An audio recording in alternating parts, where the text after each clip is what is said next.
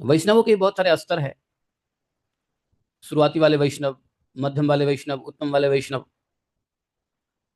नहीं, लेकिन जो वैष्णव नहीं है, जो भगवान का पूजा पाठ नहीं करता, भगवान का भक्ति नहीं करता, पूजा तो छोड़ दो, भक्ति नहीं करे, तो उसको क्या कहोगे? उसको कहेंगे पशु भी सम, धर्मे नहीं ना पशु भी समाना। तो मनुष्य का धर्म क्या है? भगवान की भक्ति, और भक्ति ही नहीं है किसी के अंदर, तो क्या है? पशु के धर्महीन हो गया। और धर्मेण हीनम पशु भी समाना, भगवत भक्ति का धर्म नहीं है, वह व्यक्ति पशु के समान है। पशु से उसको भागवत में नर पशु कहा गया, नर पशु।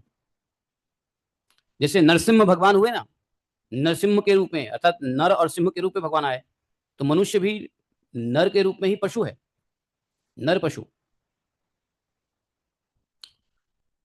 विद्या क्या है? भगवान की भक्ति करने की बुद्धि वास्तव में विद्या है।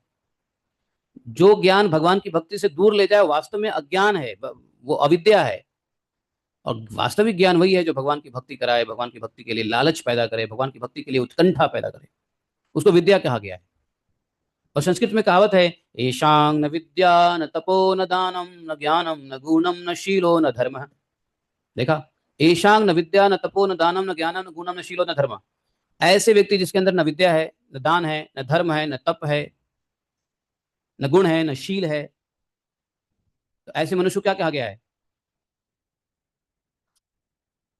ते अपि भूमि भार भूता, वो पृथ्वी पे एक भार के समान है।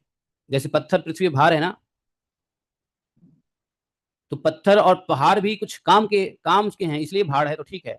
लेकिन ऐसे लोग तो किसी काम के नहीं है। ऐशांग न विद्या न तपो न दानम न ज्ञानम गुणोनम न शीलो न धर्म, ते अपि भुवि भार भूता मनुष्य रूपे न मृगाश्चरंती। वो पृथ्वी पे भार के समान है, और मनुष्य के रूप में पशु की तरह चर रहे हैं, यहाँ जा रहे हैं, वहां जा रहे हैं, यहाँ बैठ रहे हैं, वहां बैठ रहे हैं, यहाँ कुछ हंस रहे हैं, वहां कुछ हंस रहे हैं। 10 व्यसन लेके बैठे हुए हैं। व्यसन समझते हो?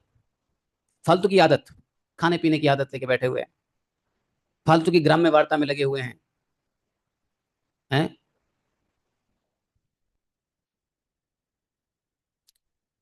भगवान की भक्ति में मन नहीं लगता, भगवान की कथा में मन नहीं लगता, भगवान के धाम में मन नहीं लगता है। फालतू की ग्राम्य कथा, ग्राम्य वार्ता उनको अच्छा लगता है। भगवान बचाए भाई। मानव जीवन मिला है, किसी की आयु 40 साल की हो चुकी है, किसी की आयु 60 साल की हो चुकी है, किसी की आयु 30 साल की हो चुकी है। प्रहलाद महाराज कह रहे हैं, देखो ये आयु के चक्कर में मत पड़ो। कौमार आचरित प्रज्ञो, बचपन से ही। और बचपन क्या भाई, जब ज्ञान मिल जाए तभी बचपन है बस।